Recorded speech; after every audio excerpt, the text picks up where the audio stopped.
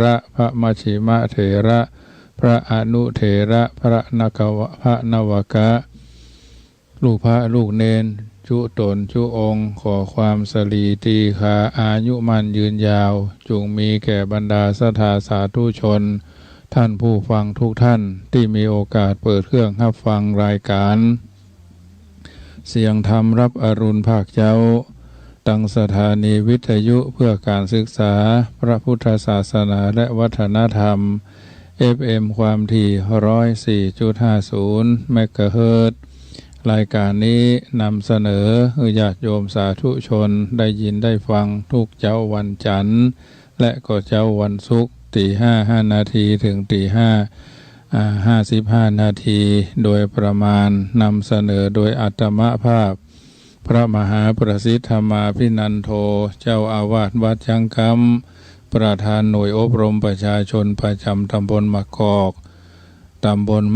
อำเภอป่าซางจังหวัดลำพูนเบอร์โทรศัพท์ติดต่อประสานงานที่0861875325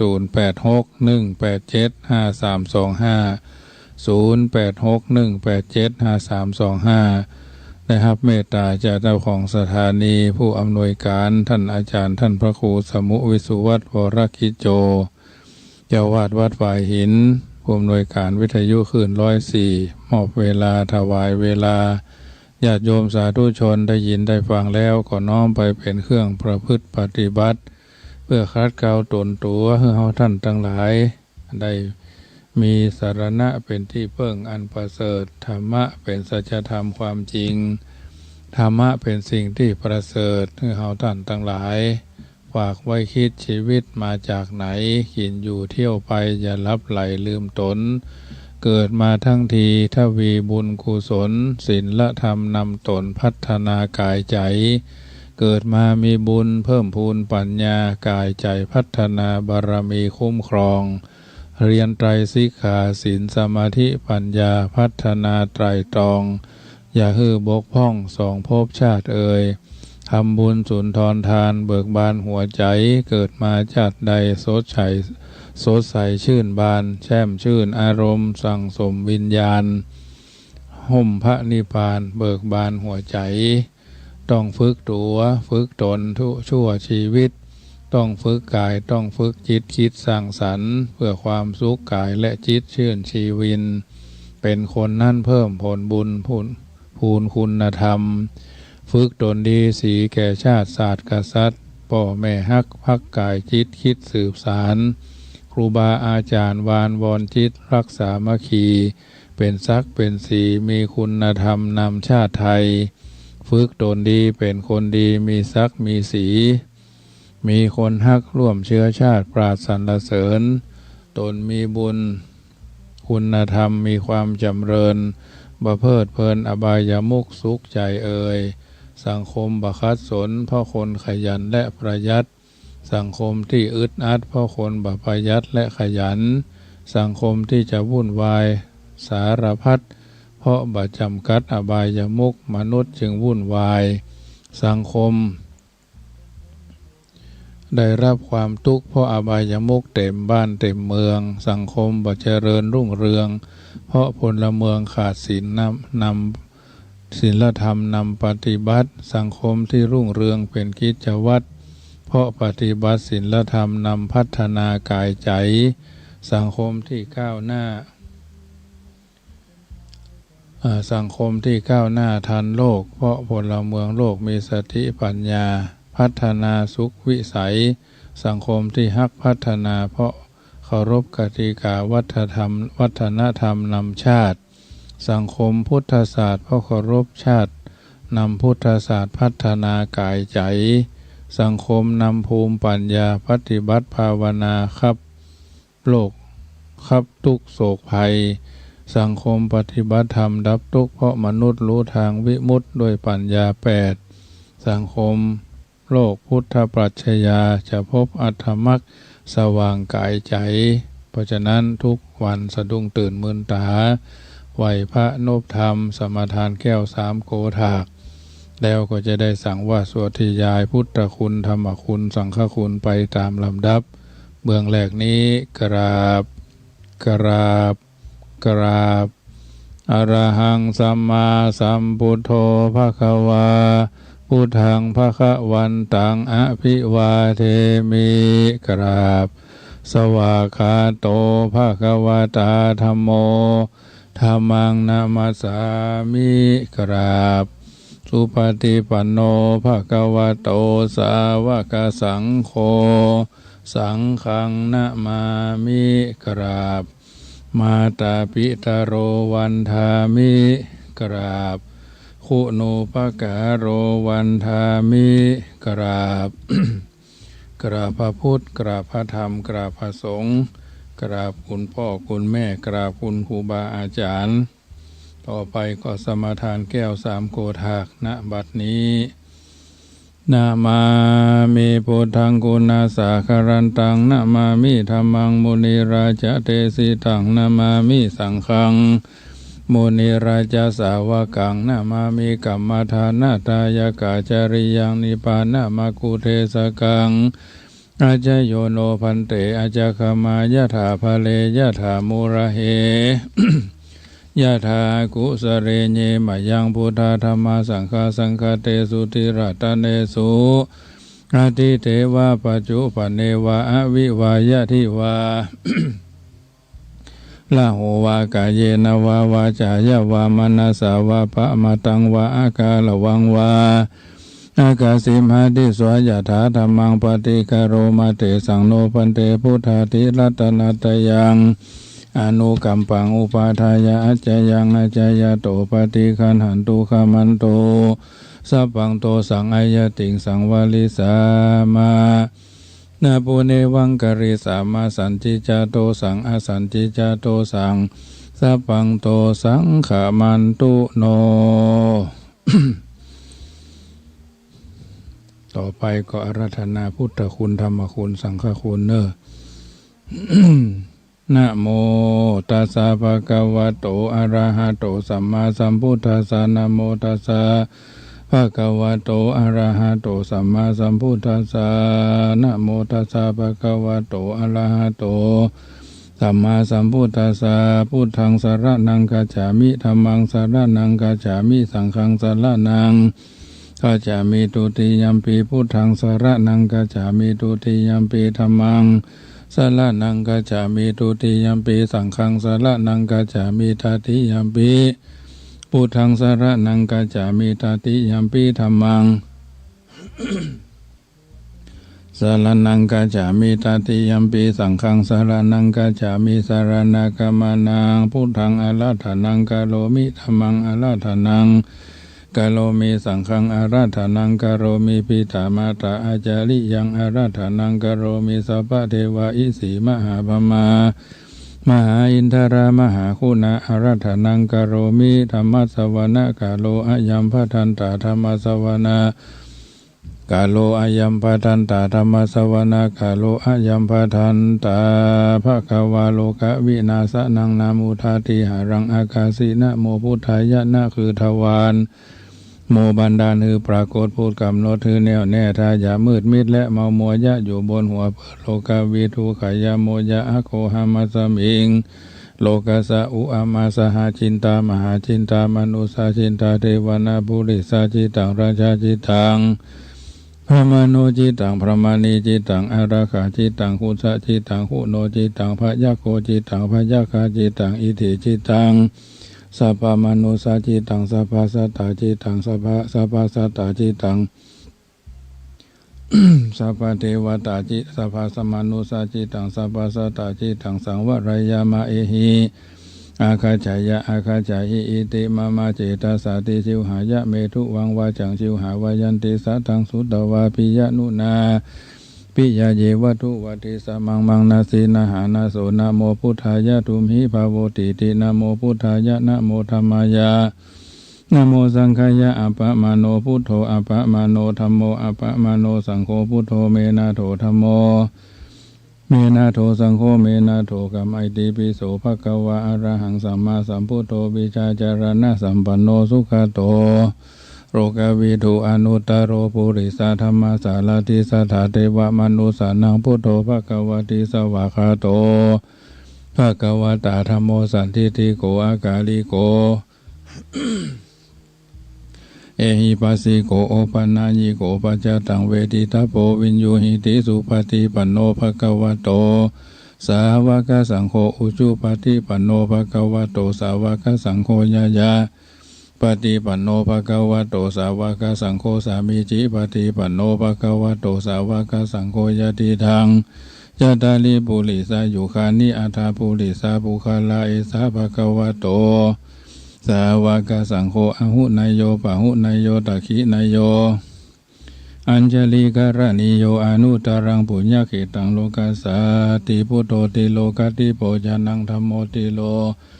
กัตติโพจานังสังโฆติโลกัตติโพจานังมัตติโลมาโลมาอปะอปะติโลมาโลมาจามาอีกาวิติติวิกาอิราชาคตราสาติหังจโตโรถินังปิสัมลาโภปุสัตผู้โสมานาคาลิถาโทภาสามสามวิเทข้าพูดปันตูธรรมว่าข้าวาโตโนโอมามาวาอวินุสุสาติสุขิติมาสุภาจาโลสุสีละวาสุปากโตยัสสะสีมาวะเจติโลเกสะโลวาอาสัมพิโตมาโกวิถาสิโนมาโกปิยาวะเยปิเยสวะหุงปุอิอาพุทธมะอาอุนะโมพุทธายะวีระทะโยวีระโคนายังวีระหิงสาวีระทาสีวีระทาสาวีระอิทิโยพุทธสามานีมามะพุทธสาสวะโหมอากาสัจจทิมิตาอินทาทิมิตาพระมาทิมิตาอสุรกายะทิมิตายะคตะยะคตาทิมิตาสัพพะมิจฉาทิฏฐิทิมิตาสัสสุราชาทิมิตากามโภชนะกะทิมิตาอสุราชาจุมโพทิมิตาสัพพัญญุตวาทิมิตามหาอนันททิมิตามหาโมคคัลลาทิมิตามหาสาลีพุทธทิมิตาธรณีสีขุตทิมิตานะโมพุทธัสสะนะโมธัมมัสสะนะโมสังฆัสสะไสยติทังหูรูสวหายนะการังพิธาปะปังวินาสันตุโมกาลังมาตาปะปังวินาสันตุพุทธาการังยติปะปังวินาสันตุยะธาการังอริยปะปังวินาสันตุยะการังอัฏฐโนปะปังวินาสันตุนะโมพุทธายะนะโมธัมมายะนะโมสังฆายะนะโมสัพพะเทวตานะโมอริยานะโมอาจาริยานะโมปิธานะโมมาตาราคันตุอมนะโมพุทธัสสะอมนะโมธัมมัสสะอมนะโมสังฆัสสะอังเกตุระคะเทวนังมังละคันตุเทวตานะโมเมสัพพะเทวนังสัพพะโคหาจเทวตาสุริยังจันทังปะมุจจันติสัสสิภูมิโมระเทวนังพุทโธรานังภวิสติสิโวสุโขโสโรเกตุจามหาลาภังสัพพะทุกขังสัพพะพยังสัพพะโรคังวินาสันติสารพัดเคราะห์สารพัดโศกสารพัดโรคสารพัดภัยสารพัดเสนียดจันใดไปเสียในวันนี้ชัยยะจงมาเป็นพระสิทธิแก่ข้าพเจ้าสวหายะจันทะรังสีอธิคัมเมกังจันทะเทจังอธิวิจัยยังจันทะสามินะอะโมอโนมะพูทิงสุทินจันตินทางศีลสานามามิปุญญาลาภังมหาเตจังวันนาคิติมหายาสังสภาสัตตาหิตังจาตังสุนันตุอาเสสโตอัตตปะราหิตังจาตังปริตันตัมพนามะเหยันตุนิมิตังอวมังคลัญจโยจามนาโปสกุณาสัสสะโตปะปะกะโหตุสุปินังอากาตังพุทธานุภาเวนะวินาสเมนตุยันตุนิมิตังอวมังคลัญจโยยามานาโปสกุณาสัสสะโตปะปะกะโหตุสุปินังอากาตังธรรมานุภาเวนะวินาสเมนตุยันตุนิมิตังอวมังคลัญจโยจามานาโปสกุณาสัสสะโตปะปะกะโหตุสุปินังอากาตังธรรมานุภาเวนะวินาสเมนตุยันตุนิมิตังอวมังคลัญจโยจามนาโปสกุณาสัสสะโตปะปะกะโหตุสุปินังอากันตังสังฆานุภาเวนะวินาสเมนตุอนุตตรังอภิสัมโพธิงสัมพุชิตวาตถาคโตปะทะมังยังอเทเสสิธรรมจักขังอนุตตรังสัมมาเทวะภวะเตนโตโรเกอปฏิวัติยังยถาคตาอุโภอันตาปฏิจมัชฌิมาจตุสวาริยสัจเจสุวิสุทางญาณทัสสนังเทสิตังธรรมราเชนะ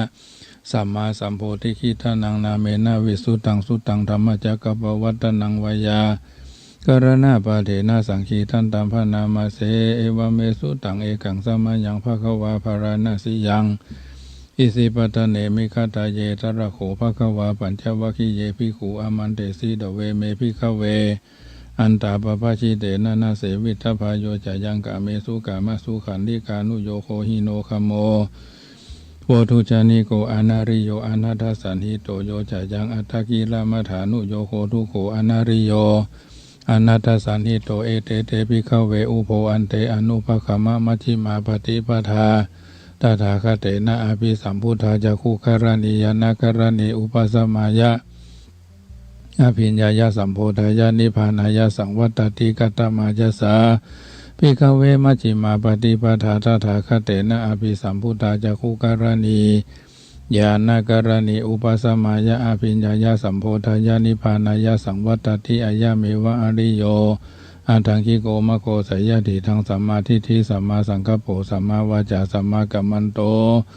สัมมาอาชีโวสัมมาวายโมสัมมาสติสัมมาสมาธิอายังโขสาภิกขเวมัชฌิมาปฏิปทาตถาคเตนะอภิสัมพุทธาจักขุกรณียานะการณีอุปสมายะอภิญญายสัมโพธายานิพพานายสังวัตติอิทังโขปนะภิกขเวทุกขังอริยสัจจังชาติปิทุกขาจาราปิทุกขามรณะปิทุกขังโสกะปริเทวะทุกขโดมานะสุปายาสาปิทุกขาอภิเยหิสัมปโยโคทุกโขปิเยหิวิปโยโคทุกโขยัมปิชังนรภติตัมปิทุกขังสังคิเตนะปัจจุปาทานขันธาทุกขาอิทังโขปนะภิกขเวทุกขสมุทัยโยอริยสัจจังยายังตัณหาปโนภวิกานันทิราคาสหคัตตรัตตราพินันทิเนสัยยะทิทังกามตัณหาภวตัณหาวิภวตัณหาอิทังโขปนะภิกขเวทุกขานิโรโธอริยสัจจังโยทัสสะเยวะตัณหายะอาเสสะวิราคะนิโรโคยะโคปฏินิสโขมุตติอนารโยอิทังโขปนะภิกขเวทุกขานิโรธคามินีปฏิปทาอริยสัจจังอายะเมวะอริโยอะทังคิโกมะโคสัยยะทิทังสัมมาทิฏฐิสัมมาสังกัปโปสัมมาวาจาสัมมากัมมันโตสัมมาอาชีโวสัมมาวายโมสัมมาสติธัมมาสมาธิอิทังทุกขังอริยสัจจันติเมภิกขเวบุเพอนะนุสุเตสุธัมเมสุจักขุงอุทาปาทิญาณังอุทาปาทิปัญญาอุทาปาทิวิชาอุทาปาทิปัญญาวิชาอุทาปาทิอาโลโกอุทาปาทิตังโขปานิทังทุกขังอริยสัจจังปริญญายันติเมภิกขเวบุเพอนะนุสุเตสุธัมเมสุจักขุงอุทาปาทิญาณังอุทาปาทิปัญญาอุทาปาทิวิชาอุทาปาทิอาโลโกอุทาปาทิตังโขปานิตังทุกขังอริยสัจจังปริญญาตันติเมภิกขเวบุเพอนะนุสุเตสุธัมเมสุจักขุงอุทาปาทิญาณังอุทาปาทิปัญญาอุทาปาทิวิชาอุทาปาทิอาโลโกอุทาปาทิอิทังทุกขสมุทัยโยอริยสัจจันติเมภิกขเวบุเพอนะนุสุเตสุธัมเมสุจักขุงอุทาปาทิญาณังอุทาปาทิปัญญาอุทาปาทิวิชาอุทาปาทิอาโลโกอุทาปาทิตังโขปานิตังทุกขสมุทัยโยอริยสัจจังอริยสัจจังปหาตพันธิเมภิกขเวบุเพอนะนุสุเตสุธัมเมสุจักขุงอุทาปาทิญาณังอุทาปาทิปัญญาอุทาปาทิวิชาอุทาปาทิอาโลโกอุทาปาทิตังโขปานิตังทุกขสมุทัยโยอริยสัจจังปะหินันติเมภิกขเวบุเพอนะนุสุเตสุธัมเมสุจักขุงอุทาปาทิญาณังอุทาปาทิปัญญาอุทาปาทิวิชาอุทาปาทิอาโลโกอุทาปาทิอิทังทุกขนิโรโธอริยสัจจันติเมภิกขเวบุเพอนะนุสุเตสุธัมเมสุจักขุงอุทาปาทิญาณังอุทาปาทิปัญญาอุทาปาทิวิชาอุทาปาทิอาโลโกอุทาปาทิตังโขปานิทังทุกขนิโรโธอริยสัจจังสัจจิกาตพันธิเมภิกขเวบุเพอนะนุสุเตสุธัมเมสุจักขุงอุทาปาทิญาณังอุทาปาทิปัญญาอุทาปาทิวิชาอุทาปาทิอาโลโกอุทาปาทิตังโขปานิตังทุกขนิโรโธอริยสัจจังสัจจิกาตันติเมภิกขเวบุเพอนะนุสุเตสุธัมเมสุจักขุงอุทาปาทิญาณังอุทาปาทิปัญญาอุทาปาทิวิชาอุทาปาทิอาโลโกอุทาปาทิอิทังทุกขนิโรธคามินีปฏิปทาอริยสัจจันติเมภิกขเวบุเพอนะนุสุเตสุธัมเมสุจักขุงอุทาปาทิญาณังอุทาปาทิปัญญาอุทาปาทิวิชาอุทาปาทิอาโลโกอุทาปาทิตังโขปานิตังทุกขนิโรธคามินีปฏิปทา อริยสัจจังภาเวทัพอาริยสัจจังภาเวทัพพันธิเมภิกขเวบุเพอนันตุสุเตสุธัมเมสุจักขุงอุทาปาทิญาณังอุทาปาทิปัญญาอุทาปาทิวิชาอุทาปาทิอโลโกอุทาปาทิตังโคปานิตังทุกขานิโรธคามินีปฏิปทาอริยสัจจังภาวิถันธิเมภิกขเวบุเพอนันตุสุเตสุธัมเมสุจักขุงอุทาปาทิญาณังอุทาปาทิปัญญาอุทาปาทิวิชาอุทาปาทิอาโรโกอุทาปาทิยาวากีวันจะเมภิกขเวอิเมสุจตุสุอริยสัจเจสุเอวันติปริวตังตวาดัสสะกลังยะถาภูตังญาณทัสสนังนาสุวิสุทังอโหสิเนวตาวะหังภิกขเวสเทวเกโลเกสมาลเกสภามเกสสมานาพระมณียาปัญจายสเทวมนุสายะอนุตรังสัมมาสัมโพธิงอภิสัมพุโตปัญจัญญาสิญญโตจะโคเมภิกขเวอิเมสุจตุสุอริยสัจเจสุเอวันติ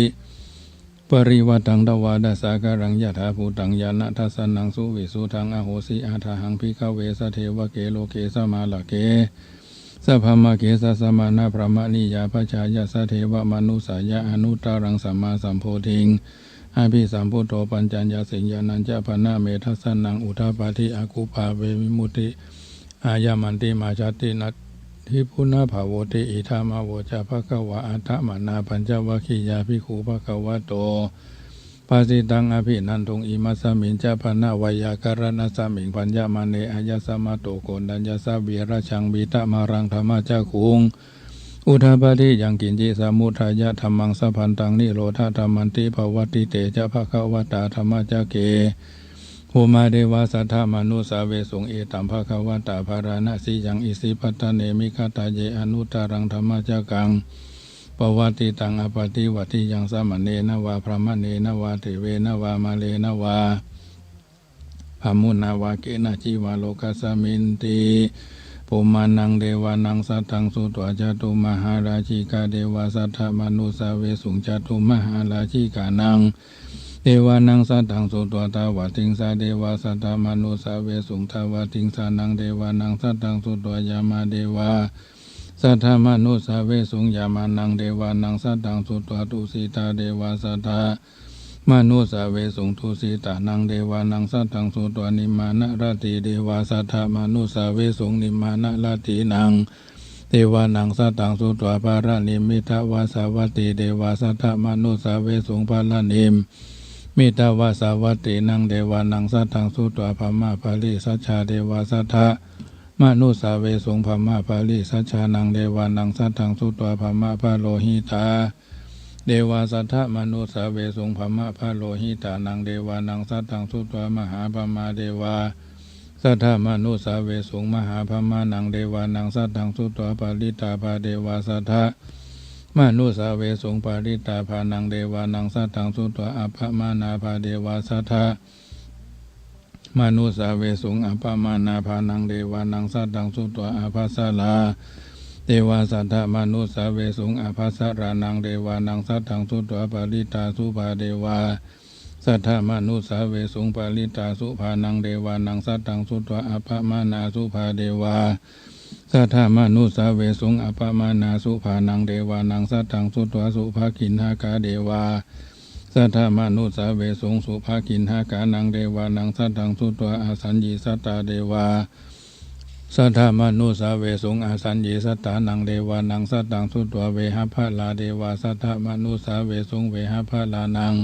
เดวานังสัตตังสุตวะอาวิหาเดวาสัทธมนุสาเวสุงอาวิหานังเดวานังสัตตังสุตวะอัฏฐปาเดวาสัทธมนุสาเวสุงอัฏฐปานังเดวานังสัตตังสุตวะสุทัสสะเดวาสัทธมนุสาเวสุงสุทัสสะนังเดวานังสัตตังสุตวะสุทัสสีเดวาสัทธมนุสาเวสุงสุทัสสีนังเดวานังสัตตังสุตวะอาคานิทากาเดวาสัทธมนุสาเวสุงเอตัมภควตาภาลานาสิยังอิสิปัตตเนมิคตาเยอนุตตรังธรรมจักขังภวติตังอปฏิวัติยังสมณเณนวาภมะเณนวาเทเวนวามาเรนวาพามุนาวาเกนะจิวาโลกัสสมินติอิติหะเตนะคะเนนะเตนะมุหุเตนะยาวะพมะโลกาสันโธอาภุคาจิอายัญจะทัสสะสหสีโลกาธาตุสังกัมปิสัมปะกัมปิสัมปะเวทิ อัปปมาโนจะโอลาโลโอปาโสโลเกปตุรังโอสิอาทิกัมเมวะเทวานังเทวานุภาวังอัตตโขภะคะวาอุทานังอุทาเนสิอัญญาสิวัตตโพโกนดัญโยอัญญาสิวัตตโพโกนดัญโยติอิติหิทังอายสมาโตโกนดัญญาสะอัญญาโกนดัญโยตะเววะนามังอโหสิติธรรมจักกปวัตตนาสุตังนิทิตังโกนดัญโยภัตติโยวะโพมหานาโมจะอาสาจิเอเตปัญจมหาเถราปัญจวัคคิติบุจเรติภาหุงสหัสสมาภินิมิตาสาวุตันตังคลิเมฆรังอุทิตโคราสาเสนามารังธานาทิธรรมวิธินาชิตวามุนินโทตันเตจัสสะภวตุเตชยมังคารานิมาลาติเลกามะพิยุจิตัสสะภรติงโครัมปนาลาวะกะมะคะมะทัตยะคังคันติสุทันตวิธินาชิตวามุนินโทตันเตจัสสะภวตุเตชยมังคาลานินาลาคิลิงขจาวรังอติมัตตาภูตังทวะคิจักกมัสสนิวสุธานุรันตังเมตตัมภูเสกวิธินาจิตวามุนินโทตันเตจัสสะภวตุเตชยมังคาลานิ อุคิตคาคามัตติหทัสสุธานุรันตังทวันติโยชนะปะทังคุลิมาระวันตังอิทิปิสังคตามโนจิตวามุนินโทตันเตจัสสะภวตุเตชยมังคาลานิกตัวนาคธรรมุทารังอีวะคพินิยาจินจายตุตวจนะชนะกายมะเจสันเตนะโสมวิธินาจิตวามุนินโทตันเตจัสสะภวตุเตชยมังคลานิจัจจังวิหายามัติสัจจกวาทาเกตุงวาทาพิโรปิทะมานังอธิอันธาภูตังปัญญาปฏิปัจจาลิโตจิตวามุนินโทตันเตจัสสะภวตุเตชยมังคลานิ นันโทปันนันทพุชะคังวิพุทธังมหิทิงพุเตนะเถระพุชะเขนะธรรมาปยันโตอิทูปเทสวิธินาชิตวามุนินโทตันเตจัสสะภวตุเตชยมังคลานิตุขาหาทิเทพุชะเขนะสุทัตหะทังพระมังวิสุทธิชุติมิธิภกาพิธานังยานาคเทนะวิธินาชิตวามุนินโทตันเตจัสสะภวตุเตชยมังคลานิเอตาปิพุทธชยมังคระอัฏฐคาถาโยวาจโนทินาทิเนสรเตมตันติหิทวานาเนคาวิวิธานิจุปัตตวานิโมขังสุขังอธิกามายะนาโรสัพพัญโยมหาการุณิโกนาโทหิตายะสัพพปานินางปุเรตวาภารมีสัพพปโตสัมโพธิมุตตมังอิเตนะสัจวะเจนะโหตุเตชยมังครังชยันโตโพธิยามูเลสกยานังนันทิวัฒโนเอวังตวงวิชโยโหหิจยสุจยมังคะเลอปราชิตาปันลังเกสีเสปทวิโปคะเรอภิเสเกสภาพุทานังอคาปโตปโมตติสุนัขตังสุมังครังสุภาพตังสุหุติตังสุขโนสุโมโหโตจะสุยีทังปมาจาริสุปทักขีนังกายะกัมมังวาจากัมมังปทักขีนังปทักขีนังมโนกัมมังปณิทิเตปทักขีนาปทักขีนานิคัตตวานะระพันตเถปทักขีเนเตอัทัลลธาสุขีตาวิลุลหาพุทธศาสเนอโรคาสุขิตาโหหิสหสเปหิยาติภิสักตัวพุทธรัตนังโอสถังอุตมังวรังภลิลาโหปะสมานังธรรมเตเจนะโสทินานาสันตุปัตตวาสเพพยาวุปัสเมนตุเตสักตัวสังฆรัตนังโอสถังอุตมังวรังอหุนายังพาหุนายังสังฆเตเจนะโสทินานาสันตุปัตตวาสเพโลคาวุปัสเมนตุเตภวตุสัพพมังครังละขันตุสัพพเทวตาสัพพพุทธานุภาเวนะสัทธาโสธีภวันตุเตภวตุสัพพมังครังละขันตุสัพพเทวตาสัพพธรรมานุภาเวนะสัทธาโสธีภวเทภวตุสัพพมังครังละขันตุสัพพเทวตาสัพพสังฆานุภาเวนะสัทธาโสธีภวันตุเตเอาละญาติโยมสาธุชนท่านผู้ฟังทุกท่านได้ยินได้ฟังน้ำธรรมคำสอนส่วนแห่งการสังวาสสวดที่ยายพุทธคุณธรรมคุณสังฆคุณไหวพระสมาทานแก้ว3 โกฏากสวดธรรมจักรปวัตตนสูตรสวดพาหุงถวายพรพระเป็นที่เสร็จสัดเรียบร้อยแล้ว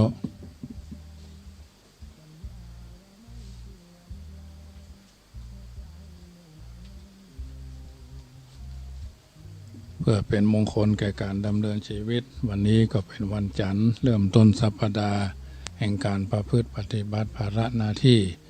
ที่เราท่านทั้งหลายจะต้องเดินไปสู่จุดประสงค์และเป้าหมายหักสิ่งที่ต้องดีมีสิ่งที่ต้องทำรักสิ่งที่ต้องมีดีสิ่งที่ต้องทำคือเกิดกับตัวกับตนเราทุกคนทุกท่านเพราะฉะนั้นทุกชีวิตมีบุคคลและสถาบันที่ต้องสัมพัทธ์ผูกพันที่เราจะต้องแสดงความฮักเชิดชูกตัญญูหลายประการดังบัณฑิตนักปราชญ์ท่านกล่าวเอาไว้ว่าธรรมชาตินรชนคนดีมีศักดิ์ย่อมต้องรักทานินถิ่นสยามหรือถิ่นสถานฮักพ่อแม่ครูบาและอาจารย์ฮักภูบาลล่มเกล้าทุกเช้าเย็นฮักชาติวงพงเผ่าเหล่าภาษารักศาสนาสอนแสดงแจ้งให้เห็นกตัญญูรู้ระลึกนึกเช้าเย็นสิ่งจำเป็นรักไว้ให้มั่นเอ่ยถามว่าอันอย่างที่บุคคลควรฮักเป็นที่สุดหนึ่งฮักตนหรือรักตนทำดีหลีกหนีความชั่วรักคนด้วยฮือไมตรีจิตคิดห่วงใยคิดปรารถนาดีรักของฮักหูจักทนุถนอมลดบ้านข้าวผ้ายาบ้านก็ต้องรักษาให้ได้ฮักความดีโดยการรักษาความดีเหมือนเกลือรักษาความเค็มบรรลายความดีฮักวัฒนธรรมประเพณี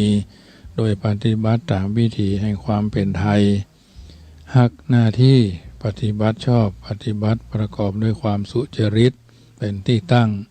ฮักความเป็นธรรมบัดลำเอียงและเข้าข้างฝ่ายใดฝ่ายหนึ่งผิดก็ว่าไปตามผิดถูกก็ว่าไปตามถูกบางอย่างถูกต้องแต่ไม่ถูกใจก็มาชอบด้วยเหตุด้วยผลบางอย่างถูกใจแต่ไม่ถูกต้องก็มาชอบด้วยเหตุด้วยผลเพราะฉะนั้นเอาเหตุคือเรื่องที่เกิดขึ้นผลคือเรื่องที่ตามมาฮักธรรมชาติก็คือบัทำลายเผาป่าเผาดอยเผาสิ่งโสโครกปฏิกูลส่งให้แม้กระทั่งอยู่บ้านหอเฮือนที่บันติดกันเนาะบ่เผาขี้เหี้ยบ้านละบ้านตาอย่างดังล่มติดกันบ้านแดดบุพพันตีนี่แม้กระทั่งอยู่ในวัดอยู่ในบ้านอยู่ในโรงเรียนอยู่ในหน่วยงานจะเนี่ยอันอย่างก็ขออนุญาตผู้ใต้บังคับบัญชาเปิดห้องว่าบาข้ามแข้งเป็นหมาบาขาเป็นแนวบาข้ามแอวเป็นวอกนะบางทีบางครั้งคนยุ่นใหม่นี่มดหั่นข่าวเฟซอย่างออกมาพระราชาคณะหนุ่มข้ามครูบาอาจารย์ข้ามที่เป็นเจ้าอาวาสลูกศิษย์โชวัดนะลูกสาวโชเจ้าของลูกน้องโชเจ้านายลูกแม่ยิงพ่อจายโชพ่อโชแม่เพราะฉะนั้นบางทีบางครั้งลูกที่ลูกศิษย์ลูกศิษย์บาโชวัดลูกซัดบาโชเจ้าของลูกน้องบาโชเจ้านายลูกแม่ยิงพ่อจายบาโชพ่อโชแม่ก็มันก็เป็นอกตัญญูนะญาติโยมสาธุชนฮักประเทศชาติด้วยสมานสามัคคีมีไมตรีต่อกันฮักพระพุทธศาสนาโดยการไหว้พระสวดมนต์เสียงสวดโยโกห้องวัดก็ทำวัดสวดมนต์บ้านก็ทำวัดสวดมนต์วันโกนวันพระมาได้ละมาได้เว้นพระเจ้าพระสงฆ์สามเณรบิณฑบาตว่ากล่าวทักเตือนได้ตัวนี้ท่านอาจารย์พระคุณเจ้าคือสำรวมน้อยเน้อว่าไปเถอะญาติโยม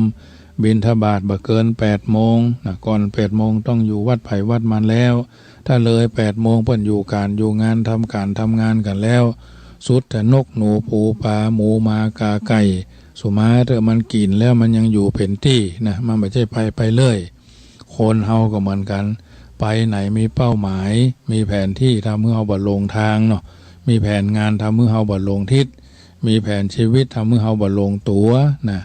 มีจุดยืนมีพระพุทธเจ้าเป็นผู้นำมีพระสัทธรรมเป็นแผนที่มีพระอริยสงฆ์เป็นผู้ชี้ตัวเฮาคือแหล่งแห่งการทำดีและก็ทำชั่วคนเฮาตั้งแต่อายุ15 25 35 45 55 60เนี่ยส่วนมากนี่จะบ่ค่อยถูกเตือนบ่อยๆสุมาเตอนักมวยบนเวทีเตือน2 เตื้อ 3 เตื้อเดือนครั้งที่3ก็ไล่ลงอย่างเดียว นักฟุตบอลก็เหมือนกันถ้าวิ่งนำหน้าอยู่บ่อยๆเพิ่นฮ้องว่าลูกล้ำหน้านะนักบาสเกตบอลวอลเลย์บอลอย่างก็แล้วแต่ถ้าเกินพอดีเพิ่นก็จะต้องฮื้อออกฮื้อพักอันเนี้ยเป็นต้นต้องทำความเข้าใจคนที่เป็นหัวหน้าคนนี่ย่อมลำบากใจอยู่ไหนจะไปฮื้อความลำบากใจเกิดขึ้นทุกทีทุกครั้งถ้าคนบ่เคยเลี้ยงคนบ่เคยบริหารคนก็ลำบากใจอยู่นะเพราะฉะนั้นเป็นเจ้าอาวาสบ่ใช่ว่าถูกต้องเหี่ยทุกเรื่องเป็นลูกวัดบ่ใช่ว่าเอาดีใส่ตัวใส่ทุกเรื่องเพราะฉะนั้นต้องสมัครสมานอยู่ในก็ใจรักษารานิยธรรม6เข้าไปตั้งกายประกอบด้วยเมตตาเข้าไปตั้งวาจาประกอบด้วยเมตตาเข้าไปตั้งจิตใจประกอบด้วยเมตตาหันเปิ้นมีบ่ต้องไปไข่ได้หันเปิ้นไล่บ่ต้องไปดูถูกดูแคลนเพราะฉะนั้นรายการเสียงธรรมรับอรุณภาคเจ้าทุกเจ้าวันจันทร์ทุกเจ้าวันศุกร์ท่านก็จะได้ฟังพระมหาประสิทธมาภินันโทกระเทาะสนิมใจกระเทาะความบดีบงามเกิดขึ้นอาจจะพูดตรงนะตรงถูกต้องแต่บ่ค่อยจะถูกใจมันเป็นเรื่องธรรมชาติคนเฮานั้นเพิ่นว่าตามทำอะไรตามใจคือไทยแท้เนาะเป็นใจอีแท้ไผก็ต้องการความสะดวกสบายเหมือนกันหมดพ่อแม่ครูบาอาจารย์ต้องการความสะดวกสบายเหมือนกันแต่บางอย่างต้องเสียสละเพื่อส่วนรวมเป็นเจ้าเนาะเป็นเจ้าอาวาสเป็นเจ้าบ้านเป็นเจ้าของบริษัทเป็นเจ้าของงานเนี่ยต้องดูแลทุกสิ่งทุกประการ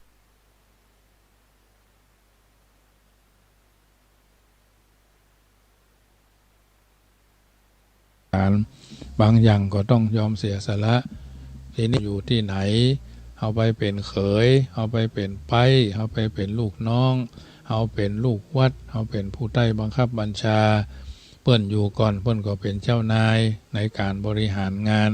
ชักใยสืบสาวยาวก้าวกว้างไปเรื่อยๆคืองานนั้นสำเร็จท่านเป็นเจ้าคณะตำบลท่านเป็นเจ้าคณะอำเภอเพราะท่านอยู่มาเมินท่านมองการไก่สัตว์ก็เป็นคนที่มีหูจักประมาณตนเผลอไผไปประกอบอกุศล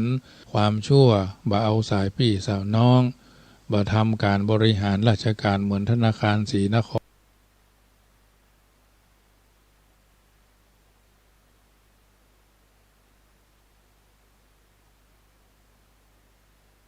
แต่ก่อนเอาระบบครอบครัวมาใจก็อยู่ได้บ่เมินอยู่ได้ตั้งได้แต่ไม่ทนทนแต่ไม่ทานทานแต่ได้อยู่ได้ไม่นานก็ต้องปรับเปลี่ยนไปเป็นธนาคารอื่นภายในที่สุดอันเป็นเหตุให้ตนและบุคคลเป็นที่น่ารังเกียจเปิ้นถึงบอกภาษาชาวบ้านว่าหน้าตาน่าเกลียดน่ามาทำตัวน่าอย่าทำหน้าตาน่าเกลียดน่ากลัวยังมาทำตัวน่าเกลียดแถมสง่ามดราศี7 วันเว้นดิซ้อมดนตรี5 วันอักขระหนีเนิ่นช้า3 วันจากนารีเป็นอื่นวัน1เว้นล้างหน้าอับเศร้าหมองสีนะรักตัวกลัวกรรมอย่าทำชั่วจะหมองมัวหม่นไหม้ไปเมืองผีจงเลือกทำแต่กรรมที่ดีๆจะได้มีความสุขพ้นทุกภัยนะอันนี้รักตนต่อที่2รักคนนะมนุษย์เป็นสัตว์สังคมจะต้องเพิ่งพาอาศัยจะไปอวดเบ่งอวดเก่งอวดใหญ่นะจำจะต้องเพิ่งพาอาศัยน้ำเพิ่งเหือเสือเพิ่งป่าข้าใต้บังคับบัญชาเพิ่งเจ้าบ่าวเพิ่งนายป่าเพิ่งเสือเหือเพิ่งพายนายเพิ่งบ่าวเจ้าเพิ่งข้านะน้ำเพิ่งเหือเสือเพิ่งป่าข้าเพิ่งเจ้าบ่าวเพิ่งนายป่าเพิ่งเสือเหือเพิ่งพายนายเพิ่งบ่าวเจ้าเพิ่งข้าเพิ่งกันไปเพิ่งกันมาสมานาฉันท์เอกฉันทะสัทธาสามัคคีเป็นน้ำเนื่องจันเดียวกันอัญญมัญญปัจจัยของกันได้กันแต่การที่ตนจะเป็นบุคคลที่ฮักจำจะต้องมีไมตรีจิตมิตรภาพต่อกันมีความเสียสละอย่าหันแก่ตัวคนที่หันแก่ตัวจะบ่เหลือแม้กระทั่งตัวมดจะรุ่นอุ่นนะญาติโยมเหมือนไก่โดนลกขนนะอันนี้คือบ บหันอย่างบะเลืออย่างสักอย่างนะเพราะฉะนั้นไม้กดเอาทำขอเงกเล็กงอเอาทำเคียวนะโคนกดอย่างเดียวใจการบ่ได้สัตว์มีแววสัตว์งามเพราะขนคนงามเพราะแต่งคนปากแหว่งแต่งเท่าใดมันถึงบางามนะมีน้ำใจมีไมตรีบัตรณีเพราะคนขาดไมตรีและตรณีมีจิตใจคับแคบคนหันแก่ตัวเขาพอถึงหัวไม่มือถึงง่อมหูก็สั้นนะตีนก็ง่อมอย่างสมาเด้อแล้วอย่างว่านะกินยังมาถึงกินบ่ค่อยอยู่ในกฎอยู่ในระเบียบนะหน้าตาถึงบ่แจ่มบ่ใสนะคนขี้จี้นี่นะคนขี้เกียจมักขมตากลมมักลาบนี่นะจักบ่สามารถยึดเหนี่ยวน้ำใจไผเหมือนน้ำที่มันบ่มีที่ห่อที่หุ้มเนาะเหมือนน้ำป่านะคนขี้จี้คนตรณีคนหันแก่ตัวนี่นะมันมาพึ่งเดียวก็หายหมดอ่ะอย่างน้ำป่าน้ำดอยอึดพึ่งมันมากำเดียวนะเหมือนนั้นเปิดห้องวันละอุเนาะอย่างคนเขาเปิดไปตรวจสุขภาพก่อมไปกายว่าจะผมยืนเดินนั่งนอนกินดื่มทำพูดคิดเปิดไปตรวจสุขภาพประจำปีก่อมไปกินยาเหี่ยก็หายเจ็บท้องเจ็บไส้ก็กินยาพาราเหี่ยก็หายเอาเข้าพึ่งเดียวเป็นโรคไตไตวายว่าไตพิการว่าเกาเบาหวานเหลืองซึมนะอึดว่าจึอึ้งจึงยึอึ้งยึงนะญาติโยมเนี่ยเพราะว่าบริหารสรีระร่างเขาต้องบริหารว่าสะดุ้งตื่นมึนตาวันนี้ยกเอียงหัวซ้ายเอียงหัวขวายกมือซ้ายยกมือขวาแข้งซ้ายแข้งขวายกสองข้างแล้วเป็นจะได้พลาดพลเลดลุกเหมือนเขาเล่นม้านั่งม้าการโกยนะเป็นจะได้พ่องม้ากอบนั่งนะมันจะได้ขึ้นสบายก็ลุกนั่งปุ๊บมันเป็นจะได้พ่องเพดานหมุนก็น้ำในหูบะเต้ากันก็เนี่ยเป็นเพราะว่าอันนี้เลือดในร่างกายบาหมุนเวียนกันถ่ายนักเป็นจะได้พ่องถ่ายเบาเป็นจะได้พ่องบางวันถ่ายเบาเป็นถ่ายนักเป็น2-3 เทื่อต่อวันแสดงว่าผิดปกติละเนี่ยน้ำในตัวเขาน้อยปากแห้งคอแห้งเนี่ยผิวหน้าผิวพันนะเป็นแผลนานหายเกาเบาหวานความดันเนี่ยมันถึงปันนานหายเนี่ยแสดงว่าเอาละอาการเกาเริ่มมาละเดี๋ยวก็เบาหวานตัวมาละเกาเบาหวานความดันก็ขอให้มันดันทุลังเด้อดันทำให้มันแล้วเด้อนะมันถึงเป็นอย่างหมอบักให้รักษาเนี่ยนะต้องรักษาตัวเก่าดันไปเนี่ยที่มันบัดดิบบัดดีเราจะไปดันอย่างอันดันทุลังทำให้มันแล้วโอ้ยังทุมุทะลุขยันมานะมาตัวเนี่ยอันนี้คือรักตนเพราะฉะนั้นคนเฮาอยู่ไหนก็เหมือนกันบริวารมากเพราะน้ำใจมีบริวารหนีเพราะน้ำใจหมดบริวารหดเพราะน้ำใจแถมประการหนึ่งปรารถนาสารพัดในปัตภีเอาน้ำใจไมตรีแลกได้ดังใจหวังอันนี้คือรักคนวันนี้ก็ได้เรื่องรักคนรักตนรักคนรักของก็หมายถึงวัตถุสิ่งของเสื้อผ้าอาภรณ์มันคัดสีชวีวันมันเพี้ยวพัดกวาดบ้านจองหอเฮือนที่อยู่ที่อาศัยรถยานพาหนะหม้อไหทลายปากโคกมองสากหม้อไหทลายปากโคกเกียงที่ทำกับข้าวกับปลาเมื่อเจ้าเมื่อตอนเมื่อแรงหรือถ้วยหวานจานจ้อนมาเหี่ยฟื้นนะเพี้ยวพัดกวาดตลอดถึงพาหนะรถหมุนโคกโลกหน้านี้หน้าฝนหน้านี้หน้าฮ้อนหน้านี้หน้า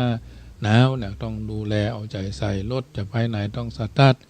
บางทีบางครั้งลืมกุญแจก็ปิดประตูบ้านถอดปลั๊กไฟฟ้ากันในบ้านในจองอารอกของใจหรอบางทีเสียบน้ำไว้วันค่ำจะไปก็ลาจะมาก็ไหวเป็นวิสัยของบัณฑิตบางทีบางครั้งอยู่กับเปิ้นเฮาไปอยู่กับไผบอกว่าเจ้านายว่าเป็นเขยเป็นไปเป็นลูกบ่าวลูกแต้เนาะไปเป็นนักเรียนหรือสถานที่ใดที่เฮาอาศัยสิ่งตัวนั้นจะไปเนรคุณจะไปไหนจะไปก็ลาจะมาก็ไหวเป็นวิสัยของนักบัณฑิตนักปราชญ์ต้องรู้จักบูรณะปฏิสังขรณ์เนี่ยในขว้างหั่นนะกินแล้วก็เพี้ยวกินข้าวกินน้ำจัดงานอันอย่างเรียบร้อยเพี้ยวพัดกวาดเป็นวิสัยของมนุษย์นะเนี่ยในขว้างหั่นอย่างว่านะที่นอนอย่างมุ่งกระต่ายนะก็ใจบ่ได้นะอันของเข้าของเครื่องใจเอาไปอยู่วัดเปิ้นเอาไปอยู่หอพักเปิ้นเอาไปอยู่ที่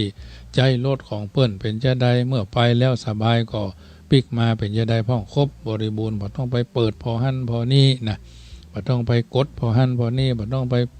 แงะพอหั่นพอนี่บ่ต้องไปงัดหั่นงัดนี่บ้านเปิ้นฮอเปิ้นฮอเฮือนเปิ้นสถานที่ห่วงห้ามก็คือที่ห่วงห้ามสถานที่อันตรายก็บ่ได้อันตรายเพราะฉะนั้นวัดวาอารามก็เหมือนกันอุโบสถวิหารศาลาก็ควรจะเปิดให้ญาติโยมได้ไปไหว้ไปศาบางทีปิดวัดปิดวาอย่าเปิดใครมาไหว้พระไหว้เจ้าวิหารนั่นแหละเป็นสถานที่ต้อนรับแขกบ้านแขกเมืองวิหารเป็นสถานที่อยู่ที่อาศัยของการปูจุงปูจาไหว้พระบางทีกุฏิบางทีห้องรับแขกบ่มีวัดนั้นวัดนั้นอย่าตมาภาพนี่ก็รับแขกที่วิหารเพราะเป็นสถานที่ต้อนรับบ้านเมืองวิหารต้องสะอาดญาติโยมมาตลอด24ชั่วโมงถึงเวลาเปิดก็คือเปิดถึงเวลาปิดก็คือปิดวัดก็ดีบ้านก็ดีห้องเฮียนก็มันดีห้องเฮียนก็มีห้องรับแขกสถานที่ทำงานก็เป็นห้องรับรองเนาะอันนี้ก็ต้อนรับแขกไปไผ่มาเพราะฉะนั้นวิหารประจำวัดก็ควรจะเปิดยักษ์ใหญ่เครือข่าย GSM นะที่ใหญ่อีปุ้งนั่นแหละมันนักกับเพลพัดปัดกวาดดอกวันศีลที่ผ่านมาเพลหรือยังหนูกาบโล่นกาบซุกกาบซ่อนตรงนั้นตรงนี้เนี่ยที่นั่งพันปอนมีบางทีบางครั้งก็มีก็ขนหมามีก็ขนแมวสิงสาราสัตว์ประตูวิหารประตู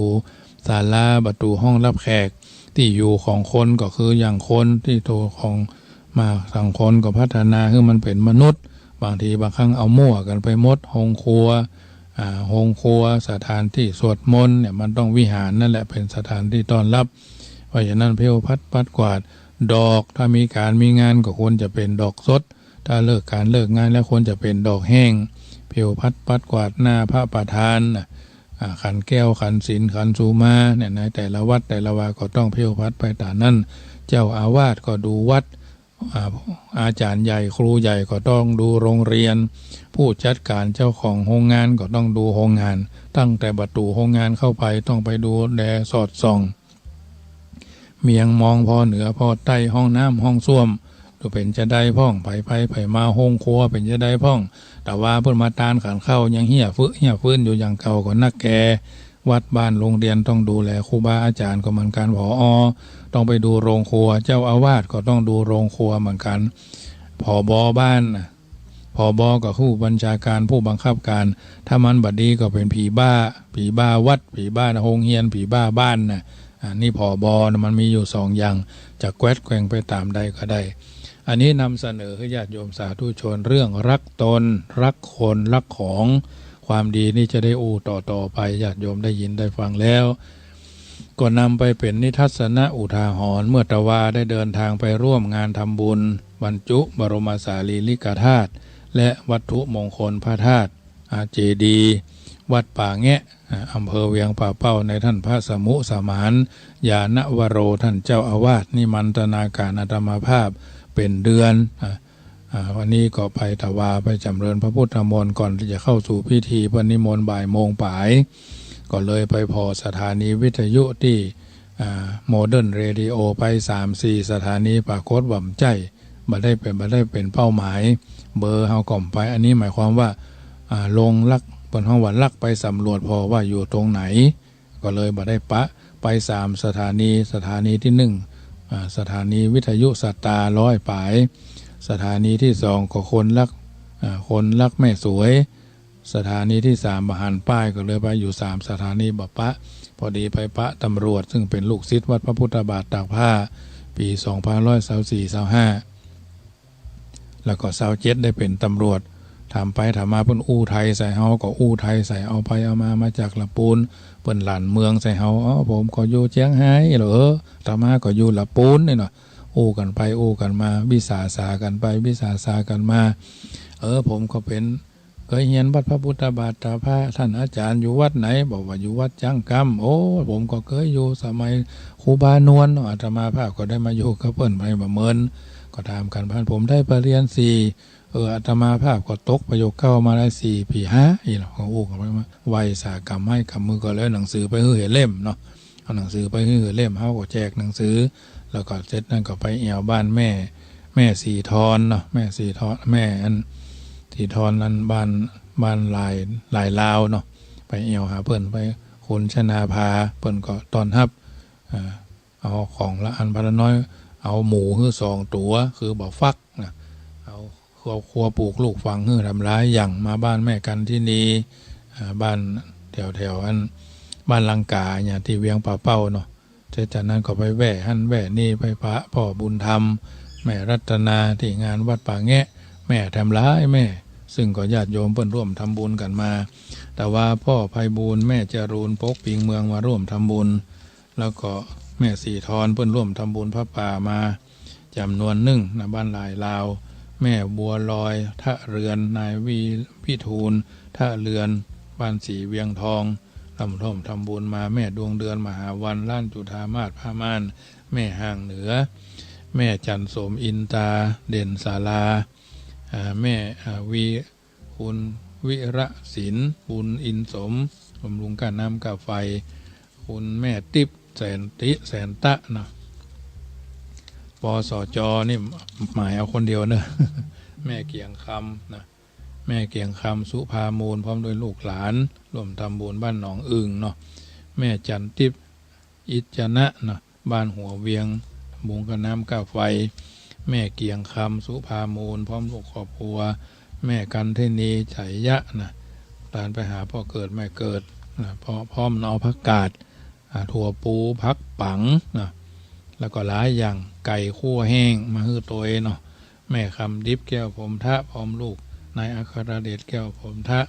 นายนิวัฒน์แก้วผมทะทำบุญบ้านสีเวียงทองป่อบุญธรรมแม่รัตนาสั่งคำพ่อนบำรุงกับน้ำกับไฟโยมอรพินกองน้อยนะบำรุงกับน้ำกับไฟแล้วก็ญาติโยมทำร้ายคนร่วมทำบุญกันแต่ว่าก็ขออนุโมทนาสิ่งเหล่านี้ได้รับสายทานจากศรัทธาธรรมภาพจะรวบรวมปัจจัยกับญาติโยมจะไปสถานีวิทยุยังขาดปัจจัยแถม1,400 บาทนะ 1,400 บาทซึ่งสิ่งต่างๆเหล่านี้ก็จะได้วันนี้ก็โยมแม่คายบ้านป่าสีเสียดเพื่อจะวิทยุมาฮื้อวิทยุมาหอมตัวเนาะแต่มาภาพก็จัดพัดลมจัดกระติกน้ำฮ้อนและของหลายสิ่งหลายอย่างไปมอบบรรณาการไปจับฉลากกันเนอะวันที่23ญาติโยมวันที่23ก็จะไปร่วมกันที่ขวงพญามังลายอนุสาวรีย์3 กษัตริย์ก็คงจะไปจุกันที่วัดเจ็ดลินกับท่านอาจารย์มหาพิษณุแล้วก็จะไปรวมกันที่อนุสาวรีย์3 กษัตริย์เตี้ยงเกิงคงจะไปฝากเพลฝากต้องไว้ที่วัดเจ็ดลินกันวันที่23นั่นนะเสร็จจากทางวัดก็จะรีบไปจุบนุมกันที่หั่นไปก่อนได้งานหลายไปขวายได้งานน้อยอย่าโยมไปจะห้อมกินห้อมตานก็ไปจุกันเนอะขอไปกันแต่เนอะคืนเข้า16วันนี้บ่าย2 โมงถึงบ่าย3 โมงก็ฟังที่ขึ้น96เนอะสาธุชนท่านผู้ฟังทั้งหลายวันนี้โทรเป็นเจไดพ่องโทรศัพท์เข้ามาได้เนอะยังเหลือเวลาแถม3 นาทีญาติโยมอูไปอูมาหลายเรื่องหลายราวยังจบเลยนะบอกว่านี่ไปขายเฮ็ดลมหลายเปาะหลายซ่าหลายกล้วยหลายกะละมังญาติโยมเฮ็ดเฮ็ดลมนี่เพิ่นบ่เหมาเพิ่นบ่ได้เหมาเพิ่นเอากำควักก็เลยไปเป็นที่ญาติโยมเพิ่นก็เป็นน้ำหูน้ำตาไหลเพิ่นว่าโอ้ได้ยินเสียงท่านมาหาเวียงป่าเป้าก็เป็นกึ่งเมืองบ่นั่นนะอันนี้เฮาถือว่าน้ำธรรมคำสอนก็ได้อาศัยเพิ่นด้วยช่วยกันประคับประคองกันเจริญพรอุ้ยน้อยแม่ห้อยเงินฟังอยู่นอเข้าใจดีโมทนากับแม่เป็นกำลังใจแม่อุ้ยน้อยเนอเจริญพร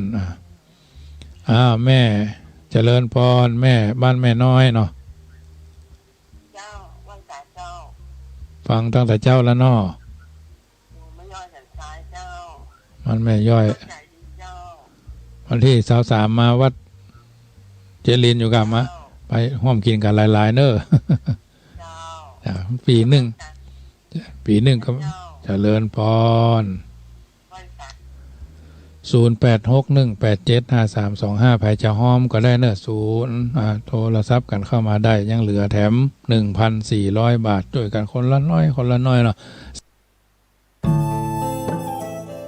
ท่านกำลังติดตามรับฟังสถานีวิทยุกระจายเสียงพระพุทธศาสนาแห่งชาติและสังคม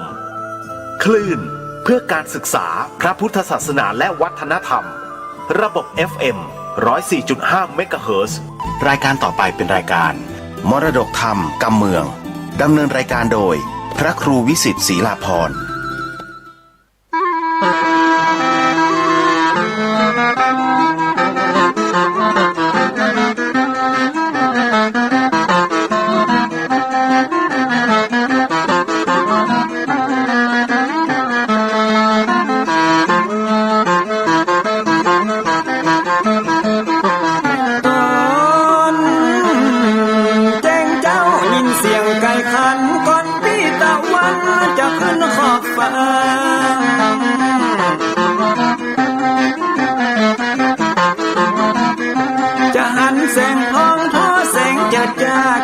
การล้างหน้าอาบน้ำแต่งตัววันเริ่มต้นใหม่อย่าได้วันกลัวอย่าได้ขุ่นมัวกังวลโศกคอน